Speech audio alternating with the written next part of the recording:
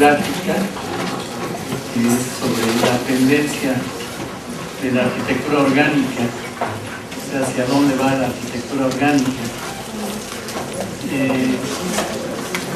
El nombre es Tendencia de la Arquitectura Orgánica, y al preparar esta plática me fui a libros que tenemos y se recopilaron algunas fotos de arquitectura orgánica nueva, y después de más o menos ubicarlas llegamos a la conclusión de dos vertientes dentro de esta arquitectura o de esta tendencia.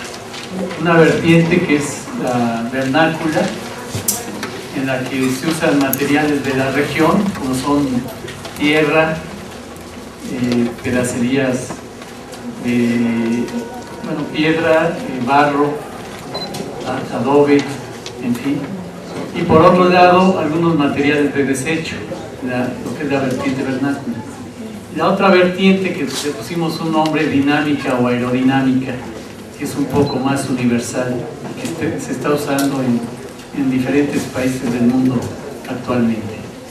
Vamos a empezar con la vertiente vernácula.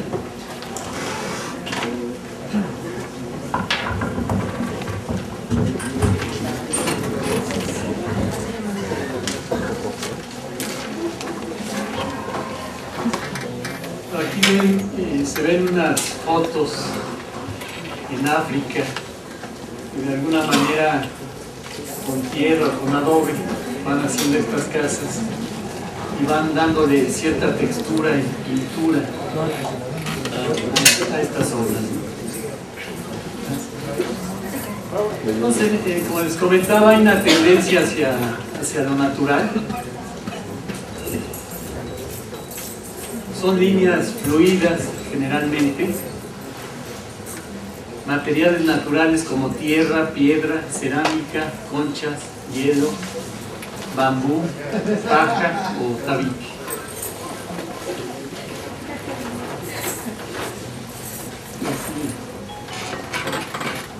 Y por otro lado, también se usan materiales de desecho, como en este caso la pedacería de azulejo, o caracoles, conchas y de ferrocemento. Estas son las torres Watts, están en un pequeño pueblo llamado Watts, a las afueras de Los Ángeles, y un inmigrante italiano llegó ahí, compró ese pequeño terreno, un triángulo que se ve ahí, y al fondo tenía su casa, que son 2 cuartos. Empezó a construir estas torres, vivía con su familia, la familia lo dejó después de varios años, y dicen que es la estructura más grande hecha por un hombre. Simón Rodia tardó 34 años en hacer esto, y en 1958 las iban a demoler. Desde entonces una institución privada y el gobierno controlan estas torres. Simón Rodia abandona las torres a mediados de los 50, cuando tenía 76 años, y se quedan ahí abandonadas. Entonces algunos vecinos empiezan a apreciar, el gobierno las quiere tirar porque estaban fracturadas, y no saben de la existencia de esta persona, ¿no? 10 años después, ya cuando tenía como 85 años, la Universidad del Sur de California lo localiza y lo invita a un como homenaje donde platica sobre las torres. Ya un año después fallece. Así es un cuadro de Remedios Varo, de arquitectura vegetal. Así. Y aquí vemos cerca de un pueblo que se llama Gilitla, en la Huasteca Potosina, un señor Edward James, inglés, hijo bastardo de un rey. Era el mayor coleccionista de cuadros de Leonard Carrington y el mayor coleccionista de cuadros de surrealistas. Soy una gente que tenía una casa con 40 cuartos, y una vez se fue a Estados Unidos, a San Francisco, y de ahí le invitaron a viajar a Cuernavaca. Ahí conoce a un indio yaqui que le invita a dar la vuelta por la República Mexicana. Y ahí en Gilitla, en unas pozas, en unas cascadas, cuando se estaba bañando, llegan cientos de miles de mariposas, y él piensa que ahí es el lugar elegido para hacer estas construcciones. Entonces hace diseños surrealistas y con un maestro de obras encargado como que controla 40 personas, empiezan a hacer estas construcciones con cimbra de madera y de concreto armado, y algunas de ellas las pintan, ¿no? Ahí se ven como bambús, algunas escaleras que no llegan a nada, casi al cielo.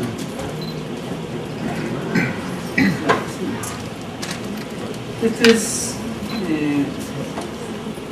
unas construcciones con botellas de desecho que recolectaron de sus vecinos que los visitaban a esta pareja. Son 200.000 botellas las que hay en esa casa.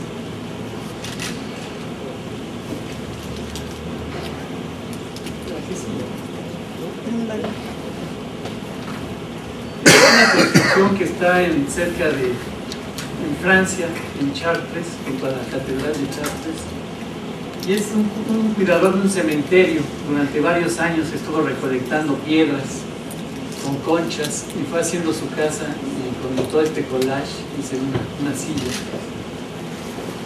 con vidrios, mosaicos y porcelana. Así. Son construcciones que actualmente se están usando a base de materiales de reciclado.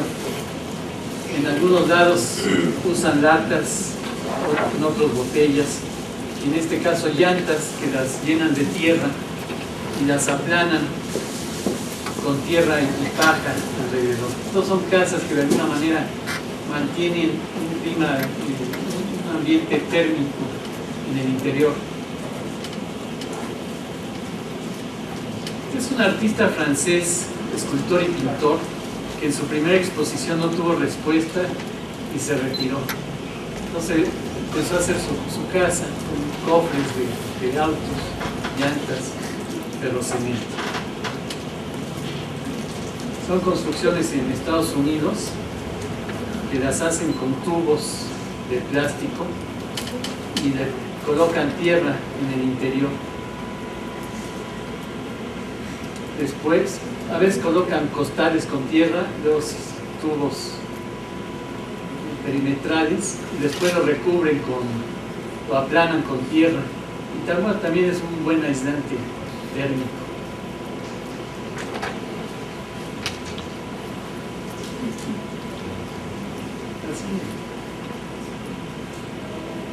Esta es una construcción, a mí se me hace interesante, sobre todo para el año 1913. Es el Goethe de Goethe, y es de Rudolf Steiner. Él es el fundador de la antroposofía y propaga su filosofía alrededor del mundo.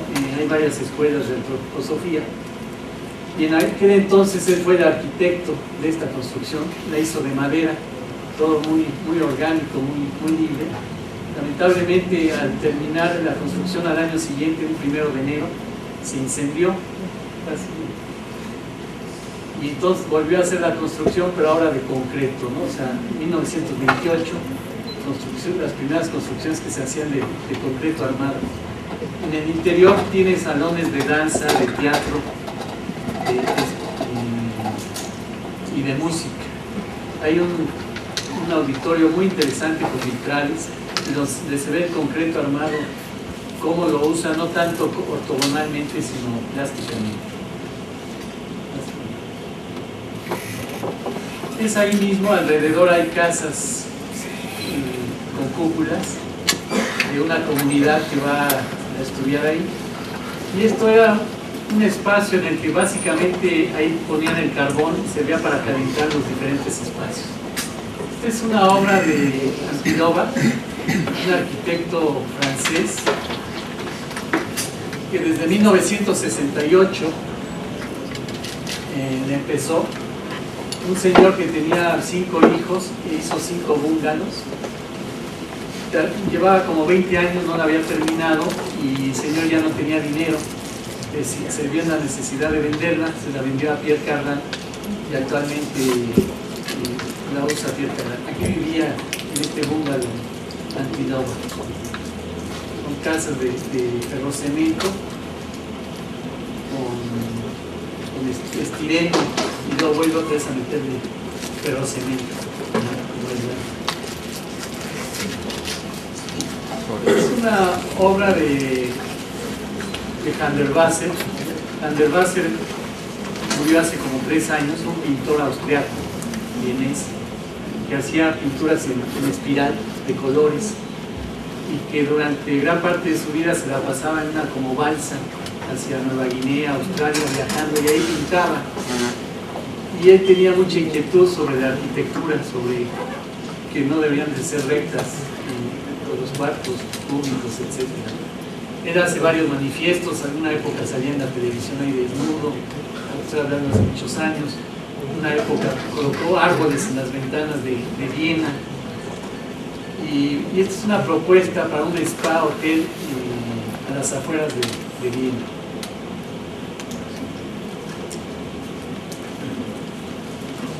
Construcciones de piedra con adobe o con ferrocemento. En este caso fue para una señora que le gustaban los caballos. Le puso la autora aquí una cabeza. Un arquitecto húngaro que toma en cuenta los sistemas constructivos, la tecnología que se usa desde hace años en esa zona de Hungría. Una iglesia hecha a base de pura madera, muy orgánica en el interior. El recubrimiento es a base de laja de piedra en esta parte de aquí. Él se inspira en los símbolos de la cultura celta para hacer estas obras y de alguna manera se ve como algo del folclore, pero bien intencionado, ¿no? El folclore de Hungría. Esto son obras de una artista, Nikita Sanfal, no sé si se pronuncia. Ella es una muchacha muy guapa que era modelo y salía en las portadas de Life. Y en una época colocaba globos en unos como cuadros y desde atrás con una escopeta, los globos tenían pinturas, con una escopeta le tiraba, entonces daban unos cuadros abstractos de pinturas. Después hizo una figura humana en un museo, que entraba uno dentro de la figura. Y ya por primera vez empezó a realizar estas construcciones con espejos y con cerámica. El sueño de ella era poder hacer los símbolos de las cartas del tarot. Y una amiga de ella tenía unos hermanos en el norte de Roma que tenían un terreno, y ella les propuso que si podía hacer ahí su sueño, ¿no? Sus esculturas. Ya no sé, son como 15 o 20 esculturas. Esta es una de ellas. Aquí son las escalinatas, se llega a una terraza y por aquí se entra. Es un espacio con puros espejos, pura pedacería de espejos blancos, ¿no? En el interior.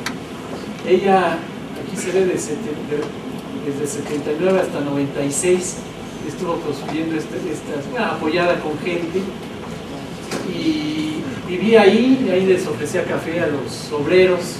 Habla en su libro de que a veces se cansaba porque no tenía privacidad, y durante 2 años estuvo muy enferma. Estaba casada con un escultor muy famoso que hacía las máquinas estas que se movían, que hay en muchos museos de Europa.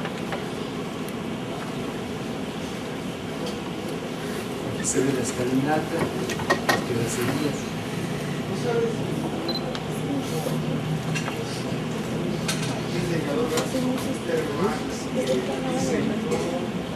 Una película de los la de San Marino Amarillo. Que se trabajó con no sé. También sé de ella que hizo, no sé, ahorita que mencionaste, hizo una sala de cine forma de mujer y entraba por la vagina. Exacto, sí. Sí, está en un museo atrás por la vagina. Y en el interior, era así para darnos una idea de esa mujer, más o menos este espacio interior de la mujer. Esas fueron sus primeras obras y ya después se dedicó a estas más grandes usando la cerámica y el espejo. Ella acaba de morir hace como 3 años y acaban de hacer un museo para su esposo o algo así, que hizo Renzo Piano, no recuerdo, muy grande en Suiza. Así es. ¿Cuál era su nombre de esa arquitecta? ¿O de esa artista? Niki de Sanfal. Este es un edificio que es un museo de América y de Oceanía, que está en París, que lo están haciendo actualmente, y es un diseñador, Patrick Blanc, que pone plásticos como con bolsas, no pone tierra, sino pone bolitas de estireno, me imagino con algún fertilizante o abono, y tiene aquí hasta 150 especies diferentes de plantas. Yo pienso que esto se va a poner de moda y de aquí a algunos años en diferentes ciudades se va a empezar a usar. Vamos a pasar, lo que vimos básicamente fue la vertiente vernácula. Vamos a ver la otra vertiente, no hay más que estas dos, según lo que pudimos ver. Y aquí le llamamos dinámica, podría ser aerodinámica. Estos edificios pues, quizás son los antecedentes a esta vertiente. Entonces vamos a ver un poco rápido porque de alguna manera ya son muy conocidos, ¿no? El Guggenheim de Frank Lloyd Wright, que de alguna manera pues ahí se ve que ya tiene 50 años y que de alguna manera sigue siendo un edificio como si se hubiera hecho ayer. Una casa que creo que ya la comenté, de Bruce Bock. Él vivía en Oklahoma, en la Universidad de Oklahoma daba clases, y para un biólogo y una bióloga y un profesor de la universidad hace esta casa. Se tardaron también varios años porque ellos la construían junto con los estudiantes. Es un mástil con un muro de tierra que va girando, y por aquí tiene centro de acceso con la ventana, una puerta, la sala, sube una escalera y llega a estas como espacios colgantes que son las recámaras, que tienen una red y también una cortina, y en la noche las puede cerrar. En la parte baja tiene el comedor con la cocina, y si uno va subiendo hasta arriba tiene el estudio. Entonces son cables con madera y una luz cenital alrededor del mundo. Esta obra, pues, que yo creo que ya la conocen, de Dieste. El arquitecto Dieste jugaba con el ladrillo, pero le contaba que el mérito, tenía mucho mérito hacer esa arquitectura, pero sobre todo porque lo hacía con 9 hijos, ¿no? que tenía.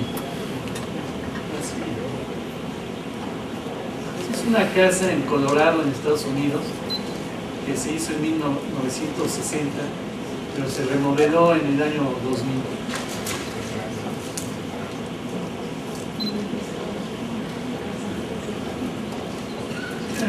El Palacio de los Deportes de Kensotan, en Tokio, para las Olimpiadas de 1964. Este es un arquitecto, Lautner, norteamericano, que trabajó también con Frank Lloyd Wright, fue discípulo de Frank Lloyd Wright, y que creo que es muy interesante su arquitectura. Esta es una casa que está en las brisas de Acapulco, de Arango, el empresario Arango. Y lo interesante es esta terraza, quizás aquí no se aprecia mucho, pero tiene una alberca que va alrededor con un puentecito. Y estructuralmente tiene unos muros de concreto con una trave principal y otras traves secundarias para lograr este moldado.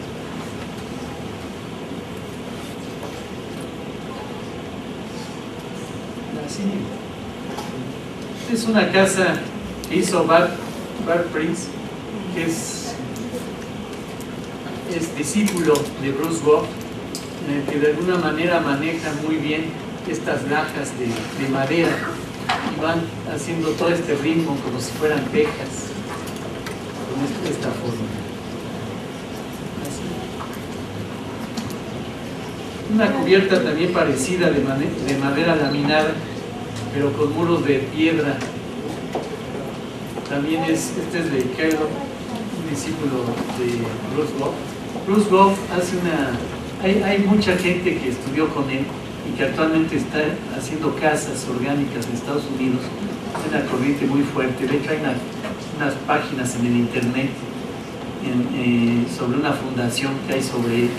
Y también hay escuelas de arquitectura orgánica en San Francisco, California. Tengo entendido que es la única escuela que hay sobre arquitectura orgánica.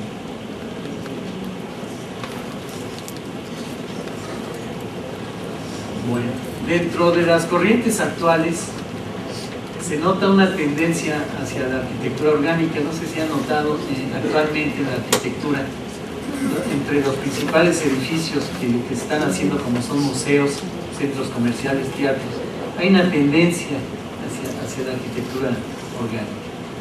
Esto, bueno, pues todos conocen la obra de Calatrava, es la Casa de la Ópera en Tenerife.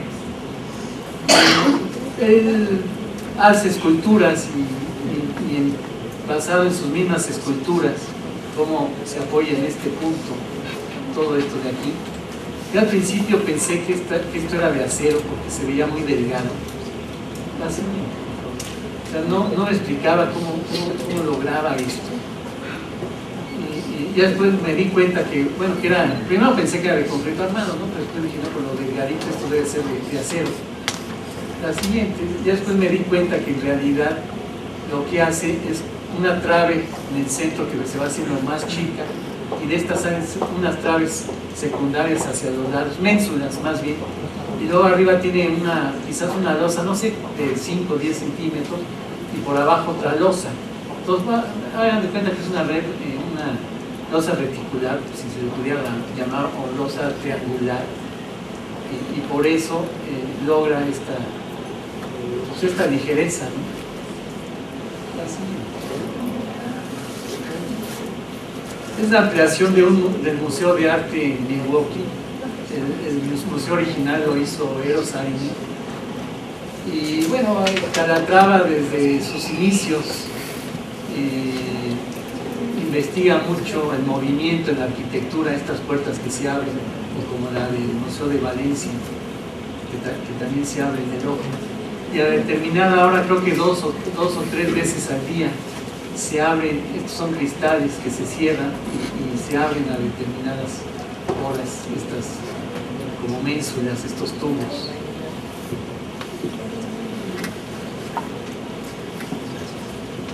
Gehry se inspira en las plumas de los pájaros, en las escamas de los pescados y en la coraza del armadillo.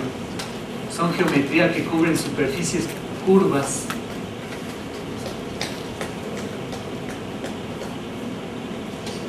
Aquí vemos la planta arquitectónica del Museo del Guggenheim en Bilbao. En realidad, si se fijan, aparentemente no tiene mucho chiste esta planta arquitectónica. Es casi como un buen diagrama de funcionamiento que se hace en las escuelas. O sea, se llega a un vestíbulo, del vestíbulo se puede pasar a las galerías clásicas o a otras galerías, o a la galería principal, que este es como un bodegón, no sé, puede medir como 70 metros de largo por 40 de ancho. Las oficinas administrativas, algunos servicios. Y bueno, es el clásico edificio que llega al vestíbulo, de ahí se reparte a diferentes zonas, ¿no? Sin embargo, ya la forma como lo maneja en volumen y espacialmente, pues, es aparentemente diferente a lo que refleja la planta, ¿no? Lo que le llaman por dentro como la coliflor. Y bueno, no conseguí, me hubiera gustado conseguir una imagen de la estructura, pero me imagino que casi todos ustedes ya la han visto. Todo esto pues, lo hacen las computadoras, eso con un programa francés, con lo que calculan las naves espaciales, se me olvidó el nombre, y en realidad todos son superficies rectas, más bien, son vigas, ¿no? Son vigas que van girando y van dando estas formas aparentemente, pero todavía de ese esqueleto metálico, por medio de unos pequeños tubos, absorbe las diferentes, de esos tubos salen unos como rieles verticales, y ahí va dando la forma ya adecuada que debe ser. O sea, la estructura original puede tener defectos o puede tener diferencias de 7, 8, 10 centímetros. Sin embargo, ya la envoltura final la da con esa envolvente, y sobre esos rieles va colocando la lámina de este material de titanio.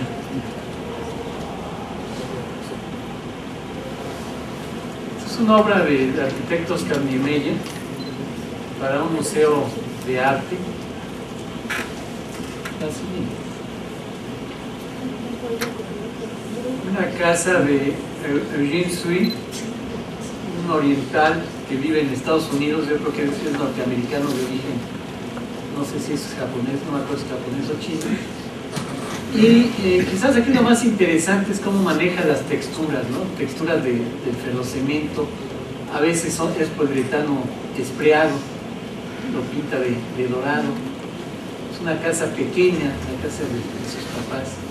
Este es para el estacionamiento, para un auto, en un fraccionamiento con casas tradicionales. Otro proyecto de él.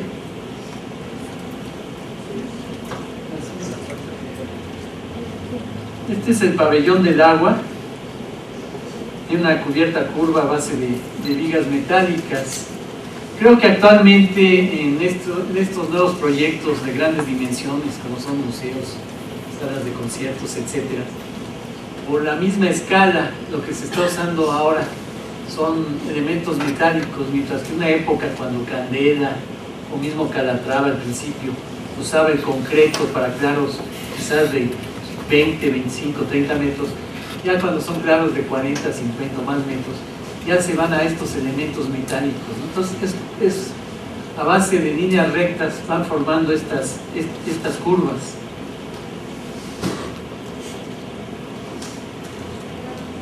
Esto es en Holanda, el pabellón del agua. Es un pabellón de arte cerca de Ámsterdam, y el autor habla de la dialéctica entre la tierra y el agua, la relación que hay en Holanda. Aquí, por X razón, en el interior tienen 5 metros hacia abajo. Son estructuras hechas de acero, muy ligeras.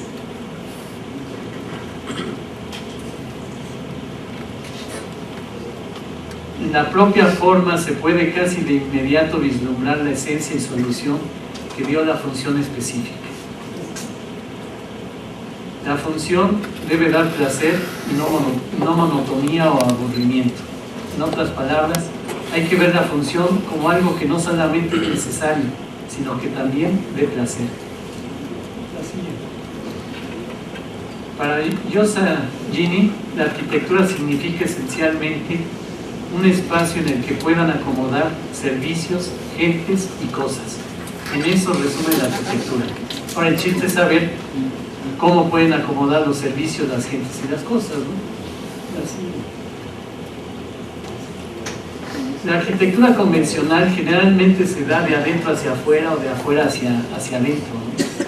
Y se hacen los elementos ortogonales, primas ortogonales, y se trata de armar ahí adentro todos esos espacios, mientras que en la arquitectura orgánica también se diseña de adentro hacia afuera y de afuera hacia adentro.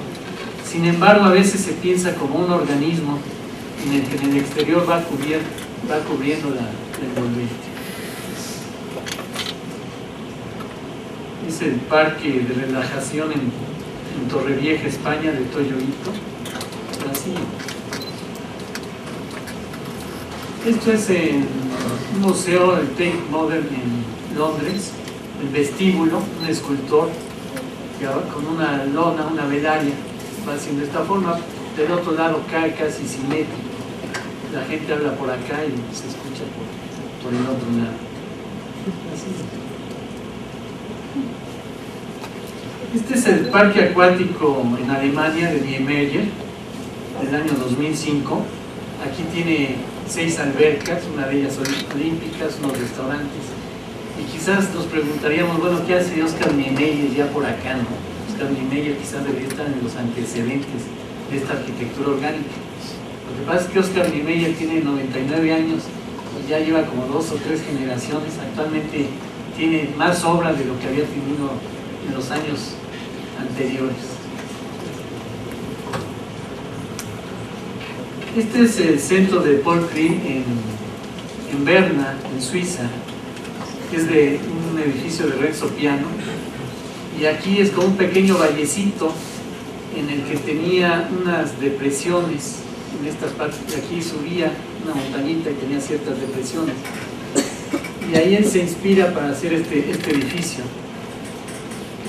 Pues esto trabaja la compresión y de alguna manera le ayuda esto que podrían ser quizás como los contrafuertes, o de alguna manera los esfuerzos que vienen aquí se equilibran con estos, en vez de tener un tirante o un contrafuerte. Son estructuras también metálicas y actualmente pues, estos edificios orgánicos son estructuras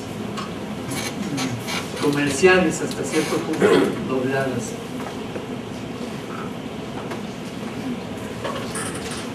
Vamos a ver aquí la arquitectura orgánica que recopilé en México. Me imagino que hay algunos otros ejemplos. Esta es una casa que hizo Carlos Lazo,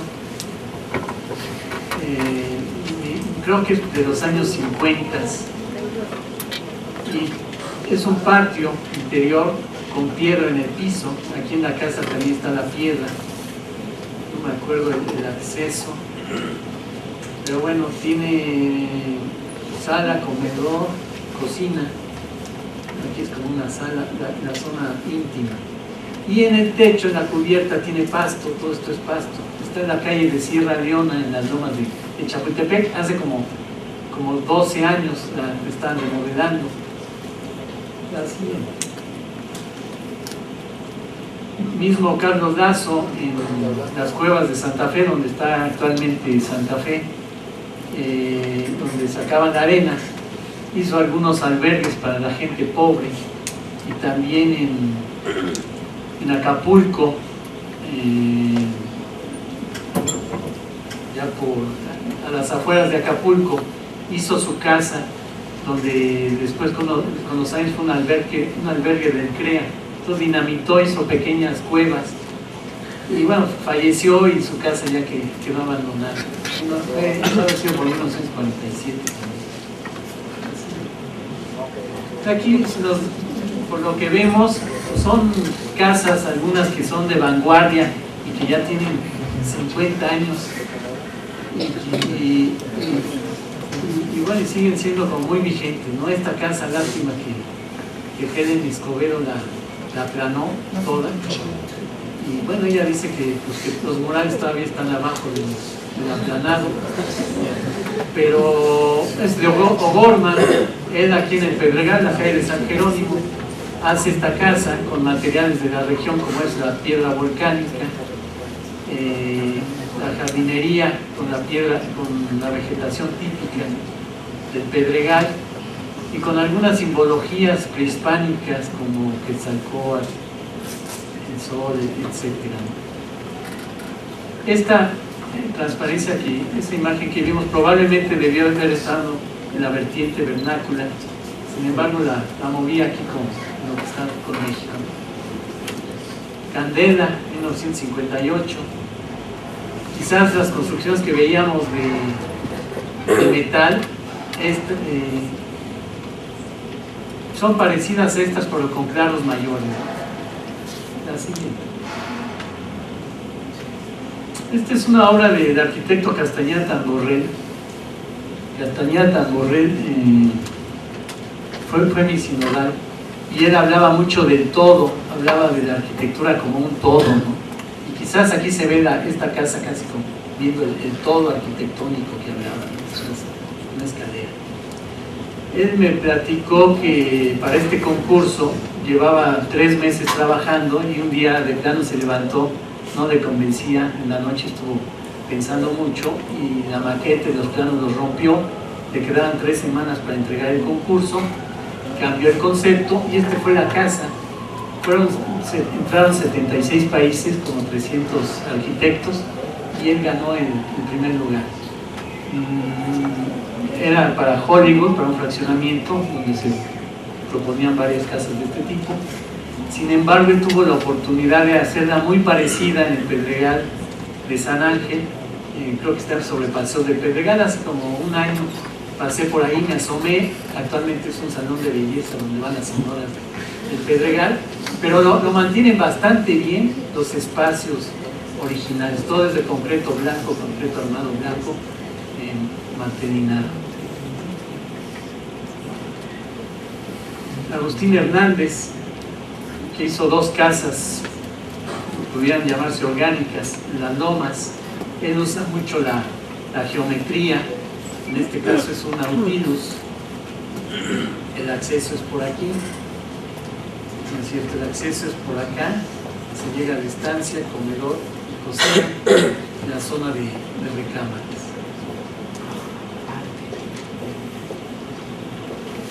Otra casa de Agustín Hernández, que se ve como muy futurista, de alguna manera, quizás nos recuerda algunos aspectos sobre el cosmos. Un domo que en aquella época era el más grande que se había hecho de acrílico, termosellado con varias piezas, cristales cortados y puestos de canto, recubiertas metálicas. Está en Bosques de las Lomas esta casa. Esta imagen es de la casa anterior, de la planta arquitectónica anterior que habíamos visto, ¿no? De Nautilus, también de Agustín Hernández. Un arquitecto que está en Jalapa, Veracruz, él es centroamericano, no me acuerdo de qué parte. Se llama Danilo Veras, que tiene construcciones muy interesantes, sobre todo cómo maneja la piedra y las texturas, los aplanados, el ferrocemento. Esto es una quinta del Vado, cerca de Huatusco, Veracruz. Es un desarrollo ecoturístico. Él actualmente tiene varias construcciones, su casa entre ellas. Creo que está muy enfermo. La siguiente. Su papá era un maestro de obras y él aprendió mucho sobre arquitectura. Pinta estas columnas, no sé exactamente cómo, pero hagan de cuenta que con una franela, una estopa, las va puliendo y le da ese brillo. Así. Bueno, esto es en San Miguel Allende, Guanajuato. Un norteamericano, Steve Corner, se viene a México a estudiar cerámica allí en San Miguel Allende y empieza a trabajar el barro y se enamora de una mexicana, se casa y empieza a hacer la maqueta de su casa con cerámica, con barro. Estos primeros intentos los hace con adobe, con tierra y techos de teja, pero creo que aquí ya tenía la cubierta de ferrocemento. Después tiene algunas ampliaciones en las que ya empieza a usar el ferrocemento. Así. Estos son otros intentos, una barra en el jardín, que se ve la ligereza del ferrocemento. Una casa para un paisano de un norteamericano, se llama Tim, el señor Tim, le llaman Timolandia. Creo que exageran un poco, pero bueno, trabaja muy bien el azulejo. Él comenta que estos colores los decidió Tim, más que él no le acaba de convencer a Steve Corner. La siguiente, por favor.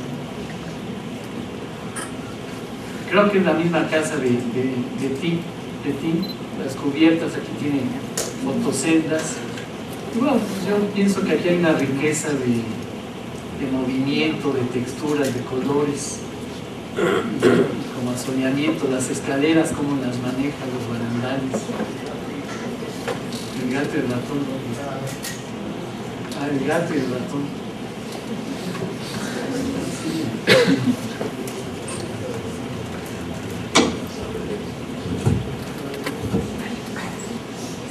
Esto es una obra de un arquitecto joven, a mí me ha impresionado mucho, Fernando Romero. Él estudió en la Ibero y vivió y trabajó en Europa durante 5 años. Trabajó con Red Colas y otros arquitectos. Una persona muy creativa, muy relacionado. Y es una casa en Iztapa, Zihuatanejo. En la parte alta tiene las recámaras, es casi como un huevo la estructura. La siguiente.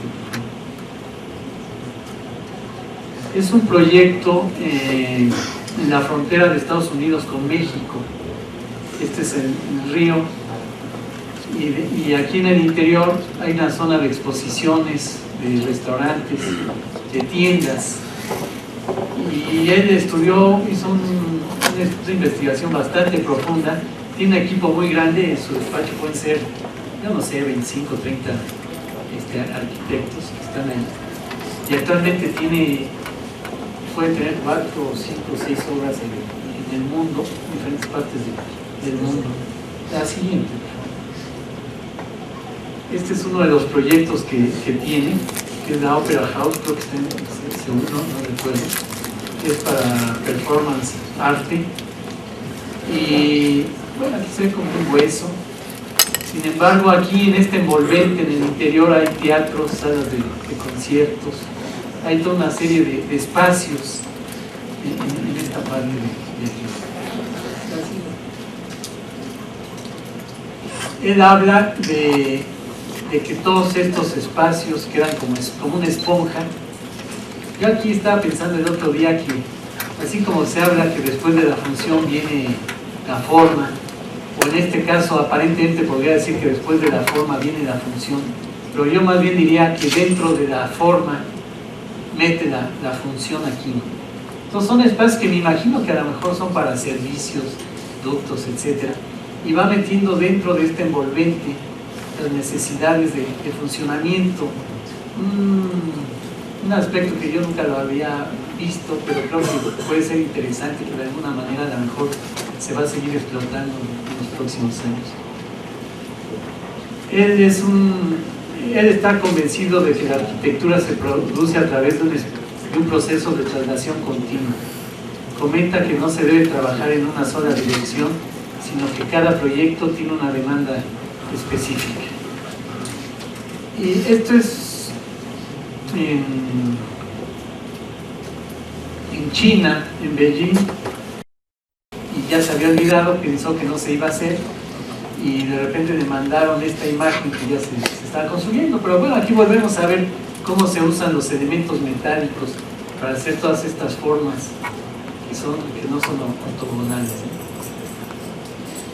Él piensa que las generaciones recientes están muy enfocados en aplicar las herramientas técnicas, especialmente con las nuevas oportunidades que ofrece el software contemporáneo. Y él combina esto con maquetas. Es otro proyecto. No sé, no me acuerdo qué es. Aquí, dentro de esta vertiente aerodinámica o dinámica, metí, porque de alguna manera veía que influye mucho en todos estos edificios, en esta arquitectura, el diseño industrial. Entonces vamos a ver algunos mobiliarios y algunos vehículos de diseñadores contemporáneos.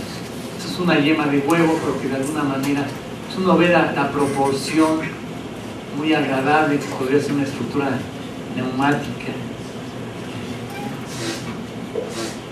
Es una gota de mercurio.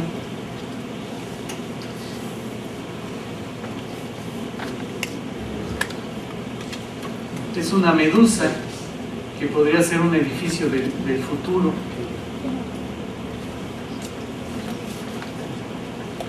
¿Les altura de la carretilla? No, igual no importa. Había una carretilla también.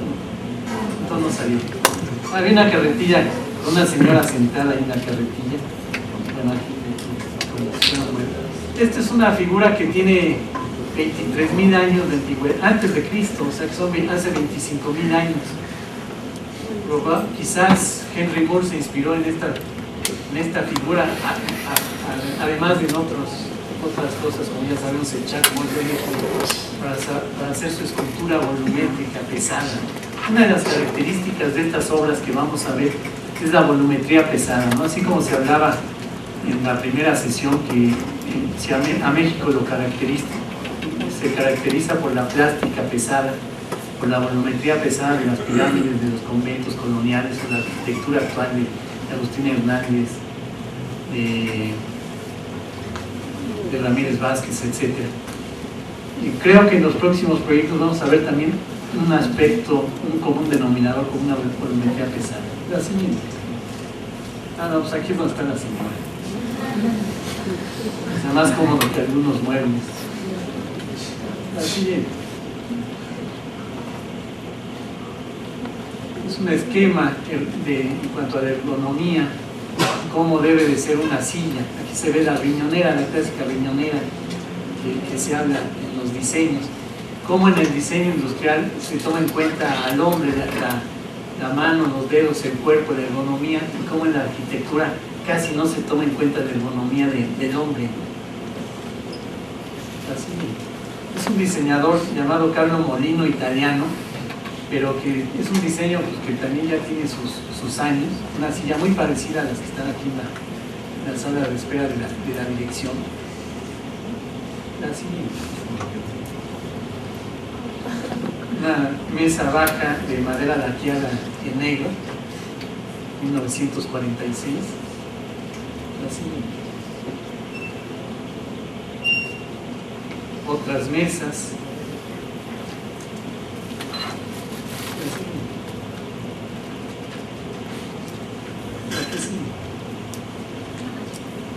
Pues también, ¿no? O sea, hace 50 años, sin embargo, son formas muy orgánicas, muy libres, muy ligeras. Así. Metálicas, pero también de aquellos años que quizás ahora podrían haberse hecho en esta época. Son unos cubiertos que diseñó también él en un concurso que hubo, también tomando en cuenta la ergonomía. Y bueno, en esta vertiente aerodinámica o dinámica, la mayoría de las veces son formas aerodinámicas y son materiales ligeros y nuevos relativamente, como es la fibra de carbón, el aluminio, el acero inoxidable o los plásticos, algunos muebles como esto con espumas de plástico, o como se usa ahora el Corian en las cocinas, o cristales curvos, transparentes, inteligentes, que de alguna manera ya no se están usando los cristales color humo, color bronce, o estos que de alguna manera oscurecían y se ponían de moda, y sin embargo no daban suficiente luz en el interior. Así, la evolución del diseño de la Coca-Cola, la que sigue, los macetones, un bote de basura. Esta es la tienda de Ferrari en Italia, en la que pues, también vemos cómo se usan estos materiales que pueden ser fibra de carbono, fibra de vidrio, el cristal, el aluminio, y que de alguna manera pues, nos van dando espacios más libres, quizás de una época más actual o aparentemente como futurista, con el movimiento del mismo automóvil. Los muebles, cómo van cambiando. Lo que lavabo durante muchos años fue el ovalín sobre la cubierta de mármol en algunas casas elegantes, y después actualmente se ponen unas vasijas que están de moda. Aquí, por ejemplo, es un lavabo en el que un tubo de cromado cae el agua en esta parte de aquí.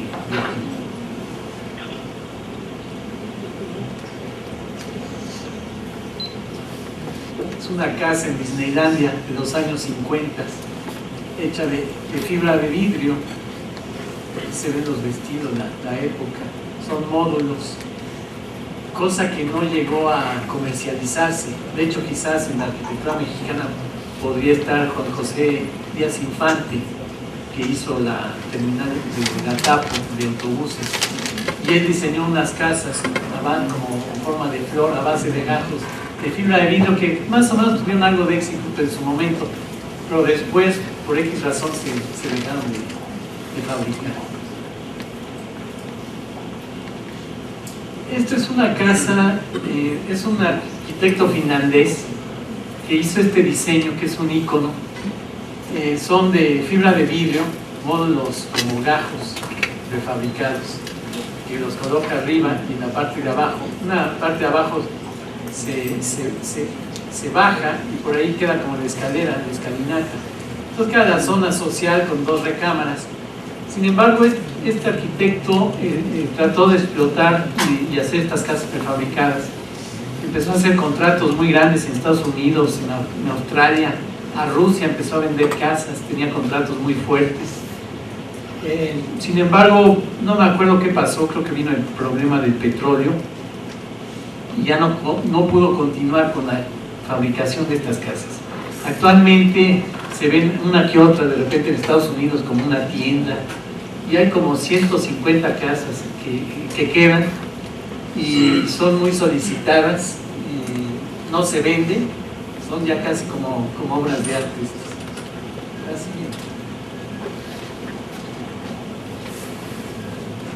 Este es un hotel Atlante submarino, un diseño.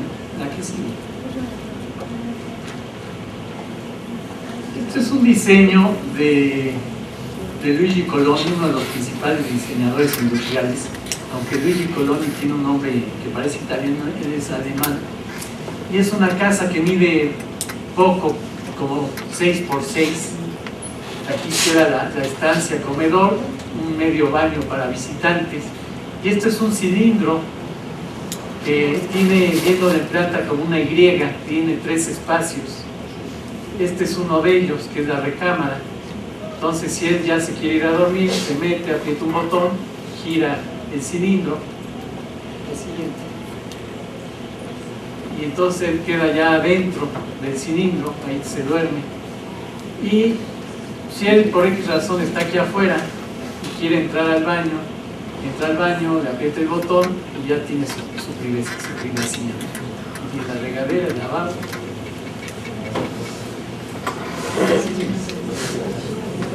O la cocina, aquí queda la cocina en este espacio.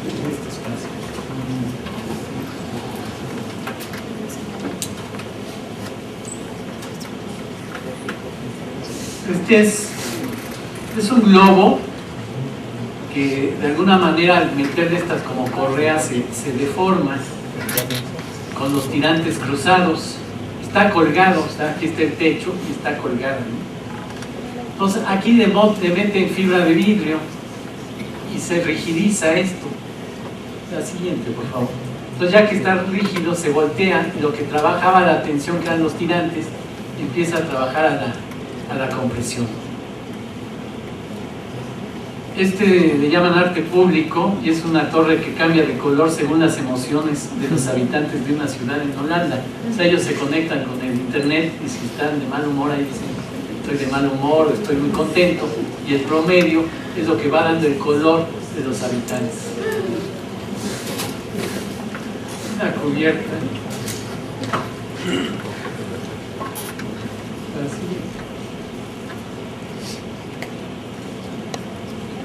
Esto creo que también es en Holanda. Es una parada de autobuses, una cubierta de fibra de vidrio. Este es un depósito de agua y como el nido para pájaros. Una base como de 60 centímetros que es hecha de tabique. Aquí se sientan para esperar el autobús. Aquí está el nido, el agua para el bebedero de los pájaros. y la banca, ¿no? O sea, son formas aparentemente nuevas que de alguna manera se pueden integrar al paisaje naturalmente. Esta es una obra, un diseño de Zaha Hadid para una cocina en el que tiene la zona de cocinar, es aquí, esto y esto. Aquí tiene su computadora, acá son zonas para guardar cosas y otro mueble que es para el lavado, o sea, uno es para cocinar y otro para lavar. Entonces esto viene a ser el fregadero. Aquí en todas estas obras, sobre todo en las arquitectónicas, ahora sí que no están todos los que son, ni son todos los que están. No metí obras de Zaha Hadid. Este es un diseño que creo que lo interesante es que está hecho en el año de 1942. Un carrito hecho a base de aluminio. No sé cómo hicieron este cristal curvo, esta atmósfera curva. Y que quizás ahorita esto casi podría ser de un carrito eléctrico, ¿no? Se prestaría mucho y uno pensaría que es un carro muy actual. La siguiente.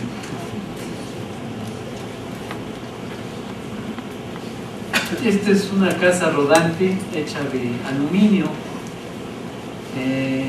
La celda de aluminio es muy ligera y por otro lado es aerodinámico. De alguna manera pues el viento lo desviaba y podía aumentarse la velocidad del auto que acarreaba a esta casa. También fueron casas que hasta actualmente todavía en Estados Unidos se ven rodando estas casas. Son casas muy cotizadas y que de alguna manera el aluminio son como conchas muy delgaditas de aluminio. Aquí sí. Esto es el fuselaje de un Boeing. Igual, o sea, la industria aeroespacial usa materiales muy ligeros. La parte donde va el equipaje, la parte donde van las personas, las ventanas muy pequeñas para que estructuralmente rigidice todo esto.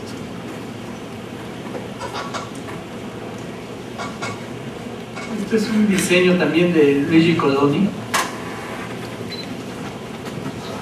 Es una aeronave ligera diseñada para reducir el consumo de combustible.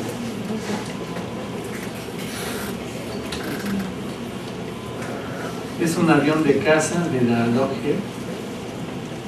Probablemente lo han visto, uno de los últimos diseños que hay. Son los que supuestamente los radar no los detectan. Y bueno, aquí se ve al principio toda esta estructura. Vamos a ver un poco más adelante la arquitectura de un despacho que se llama Future Systems, que para mi gusto es de los más avanzados, de los que están más a la vanguardia en este tipo de diseño. Y en el que cómo se inspiran en la ingeniería aeroespacial todas estas nervaduras que pueden ser muy ligeras, es el esqueleto, y luego se cubre con aluminio, me imagino, el ala de este río.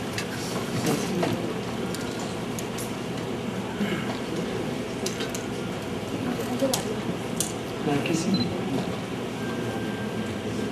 Es un mini jet para 12 pasajeros. Pero desde el punto de vista, creo que el futuro de la arquitectura va a tender a estas formas. Así.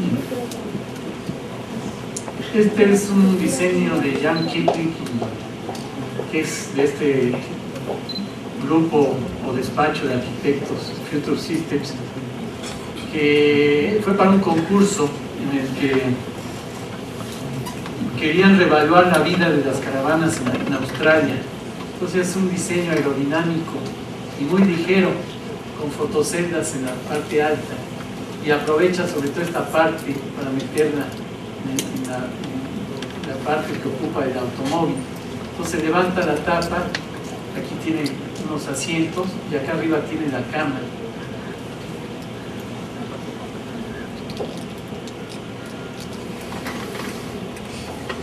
Este es un superautobús, se llaman, también de Future Systems, un autobús eléctrico de aluminio con dos monoblocks o monocoques que le llaman, o monocasco, y no sé cómo se diría en español, pero ellos hablan mucho de este como monocasco, que es una sola pieza aquí y otra pieza.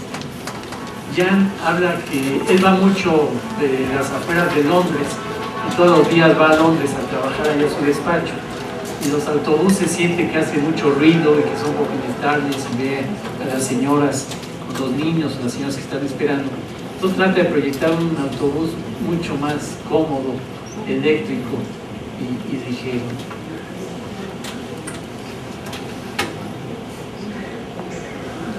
Otro diseño también de Luigi Coloni. Aquí vemos sobre todo para el viento, ¿no? Todos estos trailers que tenían esta carrocería cuadrada. Se han visto cómo le han puesto la de fibra de vidrio, algunas cosas para aumentar para la resistencia del aire.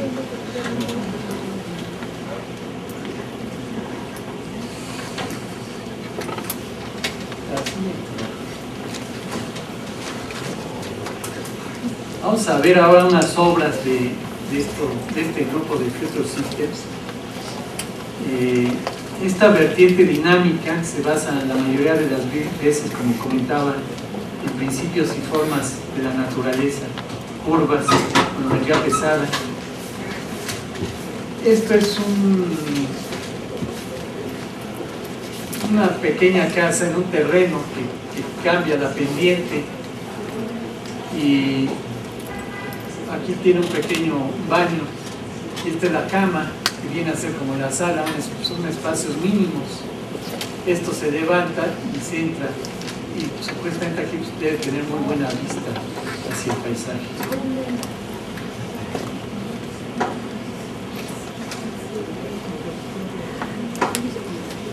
Esto que vamos a ver es el estadio de cricket en Londres. Ahí son muy aficionados. A mí me tocó estar en una visita al Museo del Cricket, y van los hindús sobre todo, la gente, y con un entusiasmo a ver ese museo, y el salón de prensa. Hubo un campeonato mundial de cricket y deciden hacer un concurso para el salón de prensa, que viene a hacer esto a un costado de las tribunas. Él se inspira en una cámara de fotografía, y todo es de aluminio. Empieza a pedir presupuestos y se da cuenta que la industria de la construcción no está preparada para este tipo de diseños, que quizás son más diseño industrial. Quizás con el tiempo los fabricantes de diseño industrial, metiéndose a una escala mayor, podrán hacer obras arquitectónicas de este tipo, ¿no?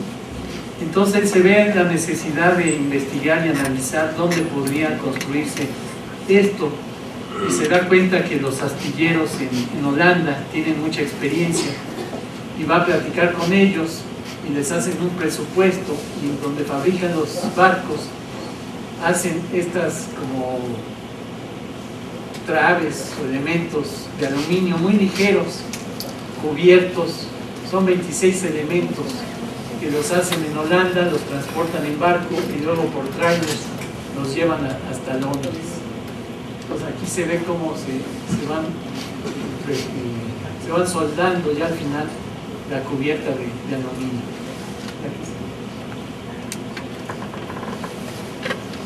Se recubre de color blanco, no sé exactamente qué tipo de pintura le hace para recubrir el aluminio. Por medio de grúas se van levantando estos módulos. Se ven los módulos, unos vidrios. Es el salón de prensa donde queda pues, el bar, la cafetería en esta parte de aquí.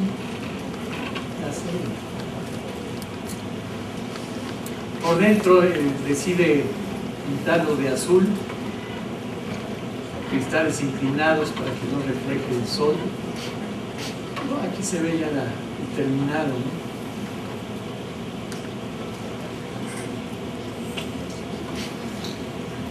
Esto también de The Future Systems es un edificio de oficinas, de apartamentos y de tiendas.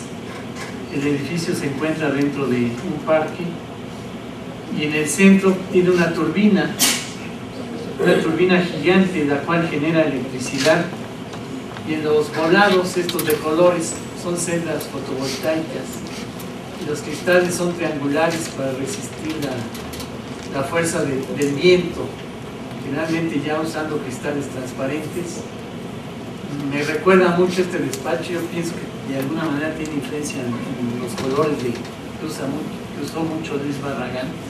Me encanta lo que es el rosa, el amarillo, los naranjas. Los servicios vienen aquí, el elevador, las escaleras y los baños vienen en esta parte de aquí. No me acuerdo, pero estoy casi seguro que estos son como volados empotrados a estos muros de concreto y que de alguna manera van rigidizando la estructura.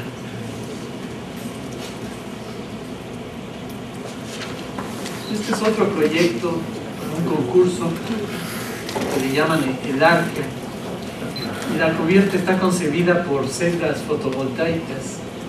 Todos estos triangulitos grises son celdas fotovoltaicas, están orientadas hacia el sur, o sea, en estos conos entra el sol y por dentro tiene un cono invertido que refleja hacia el interior la luminosidad de estos grandes espacios. El acceso es por esta parte de aquí, y la parte de atrás, bueno, esto tiene una pendiente, va subiendo. La parte de atrás tiene un ducto donde entra el aire frío y de alguna manera, no sé exactamente cómo está, pero mantiene cierta temperatura en el interior. Aquí se ven una serie de galerías como terrazas en estos espacios. Entonces uno entra, tiene algunas rampas, un elevador al fondo, y va entrando pues, por todas estas galerías que se integra el espacio, pues queda en esta parte alta y se comunica espacialmente las diferentes galerías. Esto no sé, se encuentra parecía como unos lentes, unos anteojos. La siguiente. Aquí se ve el interior, las fotoceldas, cómo entra el sol en invierno hacia el sur. Y bueno, al final de cuentas todos estos son elementos triangulares metálicos, no sé, a lo mejor son de aluminio, no sé de qué material sea. Y la rigidez, la triangulación, pues logra estos claros tan amplios. Esto es en Londres, es el río el Támesis, es un puente de plástico, un puente flotante, o sea, está flotando este puente.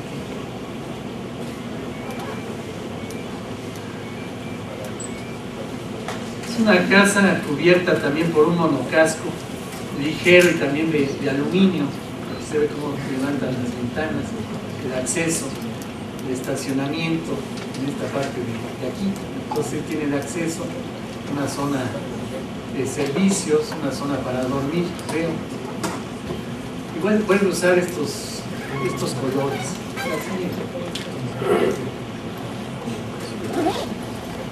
Un piso ondulado, entonces una cubierta también de aluminio, pero dentro los servicios, como puede ser quizás el baño, es también una cubierta de aluminio pequeña dentro de este espacio. Acá hay otra cubierta de servicios, quizás es aquí de estancia, cocina, corredor, recámara por este lado, el estacionamiento.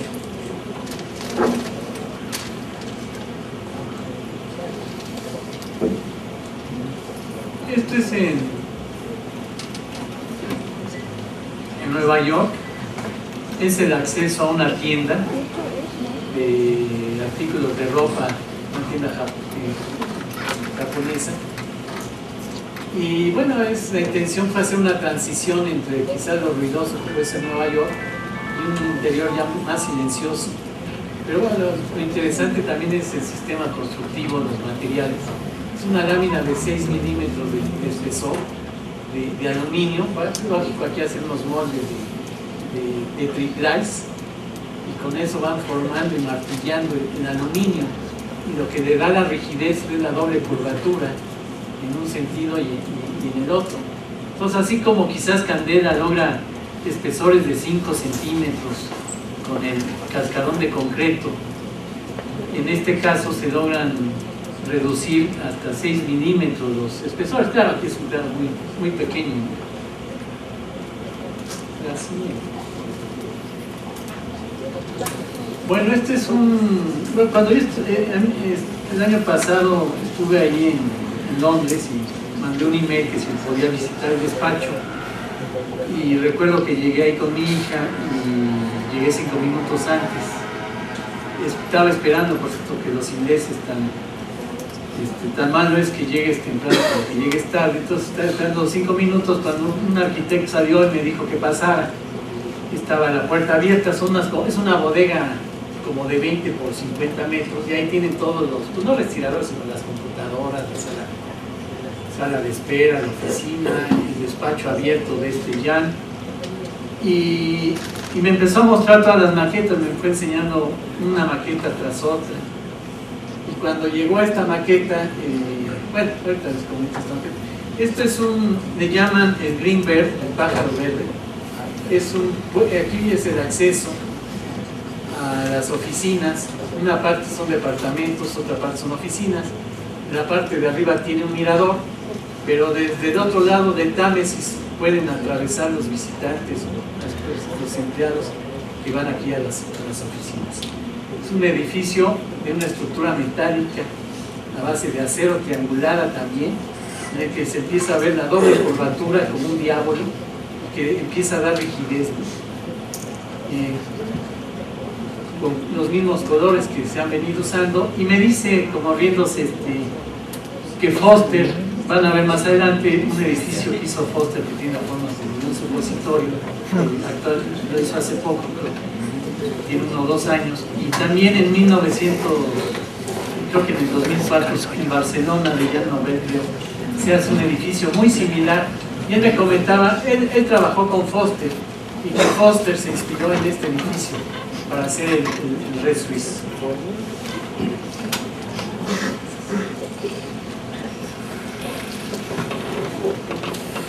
Bueno, vamos a ver ahora lo que son edificios, ya para terminar, edificios verticales. Los principales exponentes de la arquitectura llamada internacional o racional vienen del Bauhaus, de Europa, un continente que conoce, vive y respeta las construcciones antiguas.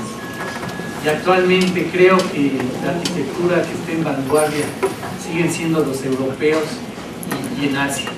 Hay 2 ciudades que se están desarrollando mucho, que es la ciudad de Shanghái y la ciudad de Bombay, donde quizás tengan el mayor desarrollo actualmente. La siguiente.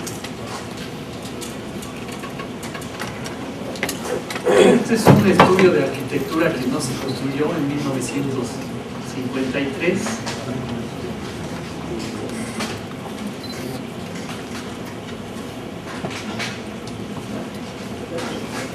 La siguiente.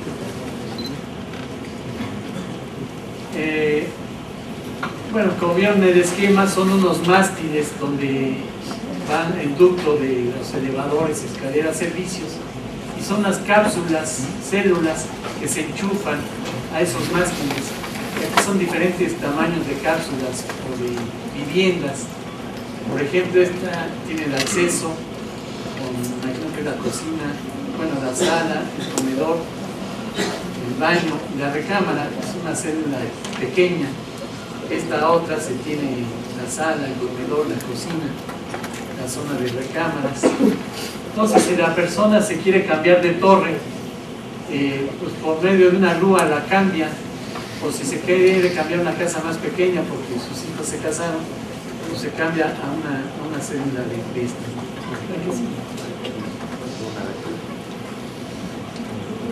Es de Daniel Gratteloup, es un proyecto que se hizo en 1974 para habitar colectivo.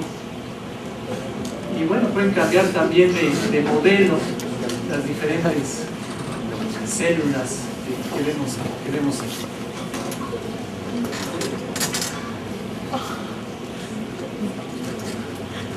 Este es un diseño del diseñador gráfico Roger Dean para un edificio vertical.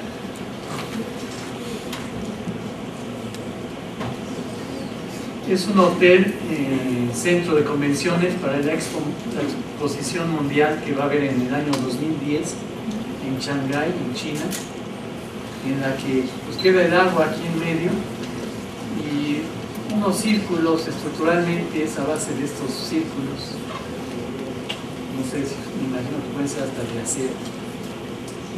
Así.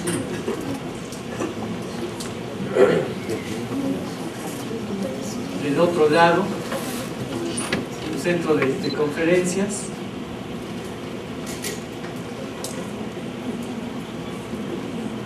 Y bueno, ya casi para terminar, este es el diseño de un concurso que hubo para el nuevo World Trade Center de Nueva York,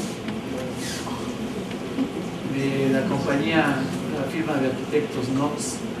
Quizás si se recuerda la imagen de los caracoles o de todas estas diatomeas que son organismos, microorganismos que hay en el plancton, en el mar. Son estas figuras esqueléticas, si se ven en el microscopio, nos dan más o menos estas formas. Bueno, aquí vemos ya la torre, el Red Suisse, que está en Londres, que es de Foster, un edificio también a base de estructura triangular de acero, y que estos espacios se van comunicando con la idea que el aire caliente vaya subiendo en espiral. Arriba tiene una cafetería, los elevadores pues llegan hasta esta parte de aquí, y un edificio de Jean Nouvel en Barcelona.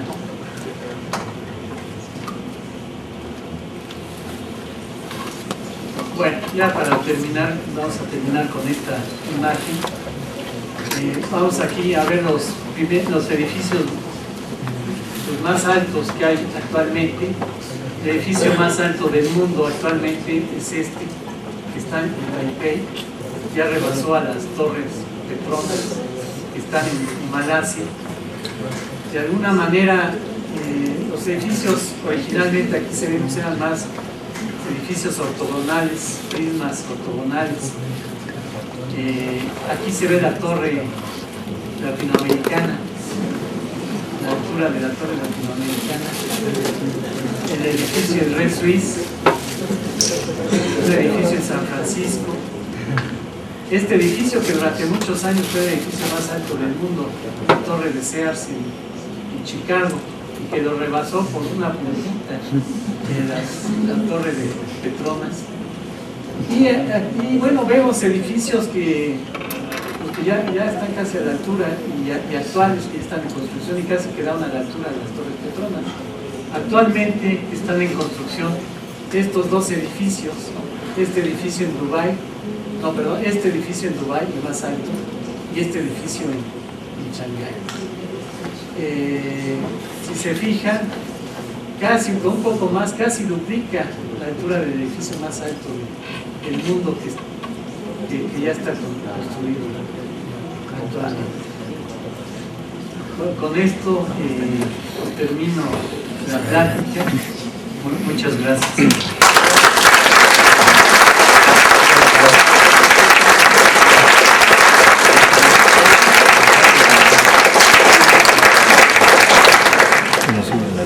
Oye, ya que tenía una cosa que quería comentar antes, pero bueno, aprovecho y se los comento, ¿no?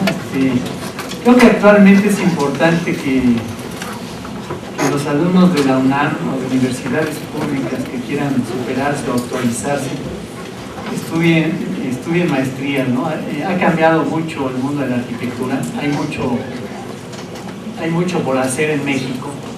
Sin embargo, cada vez se busca más estudiar la maestría.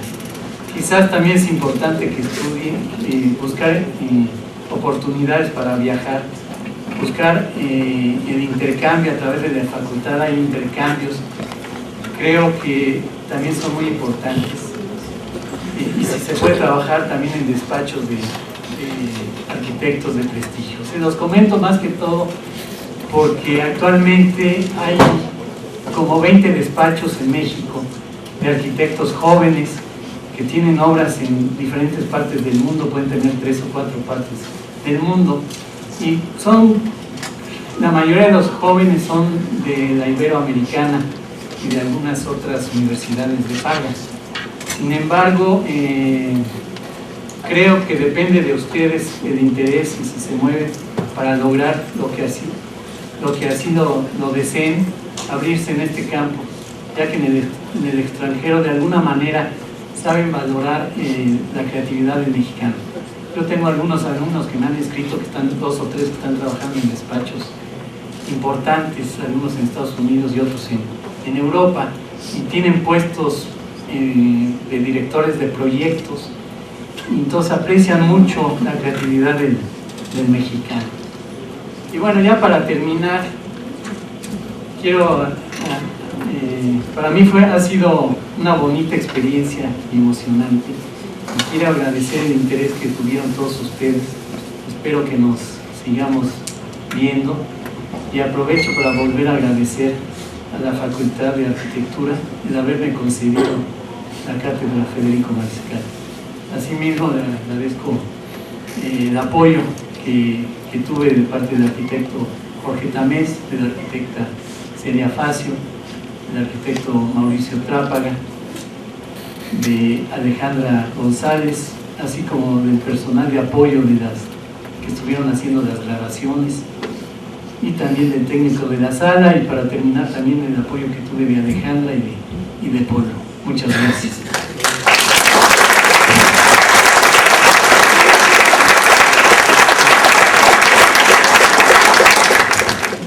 Bueno, yo quiero dirigirme a ustedes para que ustedes sepan realmente con quién están tratando.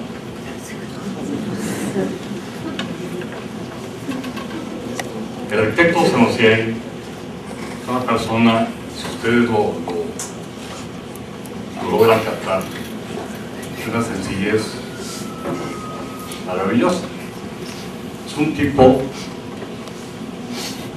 que no tenía necesidad de nada de lo que ha hecho desde que nació. Es un hombre que realmente nació sin problemas.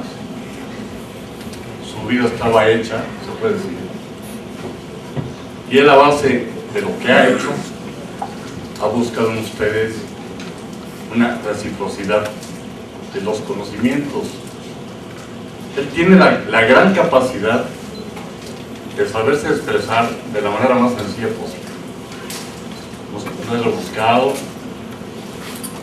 es una persona que esté pensando en palabras domingueras, reconoce a la gente que es superior a él, nunca pierde esa sencillez.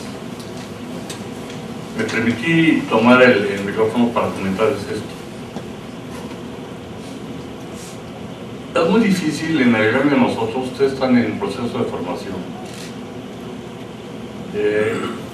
ser humildes. Somos gente, la verdad, y lo comentamos entre nosotros, aquí tenemos 2 grandes amigos, Jorge y Javier.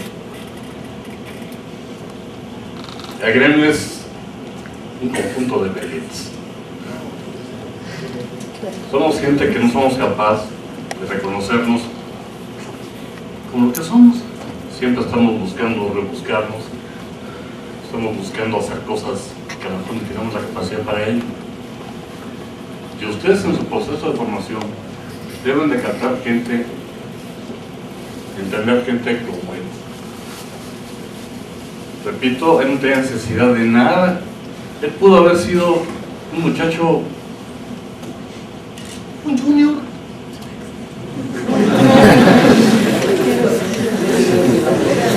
La tenía hecha. Miren, déjenme explicar estas historias. Para que uno entienda a una persona como él, tienen que estar conscientes que él desecha todas las cuestiones complicadas, o sea, busca la manera de que ustedes entiendan todo sin ningún problema. Y siempre está refiriéndose a los demás de lo que él aprendió. Aprende, aprende, aprende y transmite, transmite, transmite. Eso no lo hacemos, normalmente no lo hacemos los arquitectos. Así no lo hacemos. Les repito, el gremio, y siempre lo diré, somos un conjunto de vedettes. Tenemos que ser mucho más humildes. La humildad se define o se proyecta en actitudes y aptitudes. Simplemente. El valor máximo del ser humano es la sencillez. Esa es una cuestión que me transmitió mi abuelo y creo que es muy válida en este caso en la persona de Javier. Se los quería yo enfatizar para que realmente sepan otra vez quién están hablando. Gracias.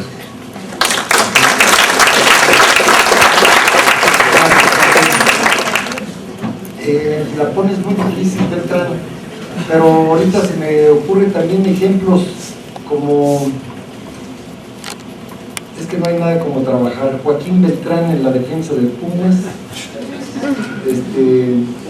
hijo de Joaquín, demuestra jugando lo buen jugador que es. Senosian con su obra demuestra lo buen arquitecto que es. Cuando nos enseñan por ahí que hay que leer la arquitectura para después saber escribirla, Javier Senosian nos ha demostrado cómo escribe la arquitectura, y esta ya no es prosa. Lo que hace el maestro Senosian es poesía. Es un poeta de la arquitectura, no hay otro igual ahorita en las maneras en que él interpreta la arquitectura. Sí, tiene razón Joaquín, la sencillez se le nota, y ojalá no sea peinado porque entonces yo estoy perdido. Pero una de las primeras impresiones que tengo de Javier es esa seriedad, esa tranquilidad. No sé en la vida privada cómo seas, Javier, pero sí demuestras una paz, una tranquilidad, una alegría por lo que él está haciendo, un orgullo por su trabajo. Esta es una muestra que se le reconoce en la Facultad de Arquitectura. De veras nos sentimos muy contentos de haberlo invitado a la cátedra extraordinaria, porque es un personaje que no van a encontrar fácilmente. Si acaso por ahí nos recuerda de repente a Gabriel, bien guardadas las proporciones, Javier, en estas formas orgánicas que él hacía, es a lo mejor el original, o vete tú a saber, pero tú tienes tus propios valores en tu arquitectura orgánica. Siempre se me ha antojado cuando he visto estos proyectos tuyos, sobre todo los más orgánicos, los más apegados a la naturaleza, los que más sustentabilidad tienen, siempre me invitan a reflexionar, no sé por qué, a definir lo que es arquitectura. Hay una nueva manera de verlo, y creo que tú nos ayudas bastante en la facultad para poderlo entender o poderlo captar. Eres un poeta y al mismo tiempo eres un ser humano con toda la humildad que tiene razón Beltrán, tiene Javier Senosian. Y sí, también afirmo que hay mucha vedette. No sé cuántos estemos metidos en la arquitectura como en ese casilla que nos puso Beltrán, pero sí hay mucho vedetismo en esta carrera. Me toca lidiar con 8,000 gentes aquí y todos arquitectos, así que no es fácil, pues, en este afán de que la gente quisiera ser vedette. Sucede mucho más en artes plásticas y en donde ya hay cuestiones artísticas puras. En la arquitectura todavía tenemos gente como Senosian que nos puede mostrar que el trabajo es lo más importante. Me recordó también a Peter Eisenman en una conferencia que dio en Bellas Artes. Decía él, yo no creo en esto de que nació y lo tenía todo servido y podría haberse convertido en un junior. Yo no creo en eso. Yo creo que hay un trabajo que es constante. Y decía Peter Eisenman que para tener suerte, para tener éxito en esta vida, había que trabajar asiduamente. ¿Sí? Octavio, ya se durmió. ¿Sí? Trabajar La sutilidad,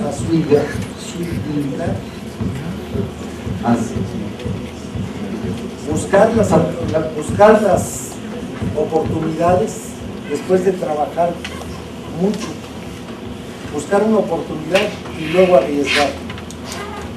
Esto es lo más admirable en Senociain. Él arriesgó y está viviendo por una idea que a todos nos apantalla por la manera en que lo ha llevado. Su ejercicio profesional es único, es de los pocos aquí en México, y agradecemos mucho, Javier, esta cátedra. Siempre estaremos pensando que las cátedras extraordinarias deben de ser de arquitectos mexicanos, de arquitectos universitarios de la UNAM, y que tengan siempre una identificación con lo que somos. Somos arquitectos mexicanos y vivimos en este país. Te agradezco mucho. Muchas gracias. Y brindamos un aplauso.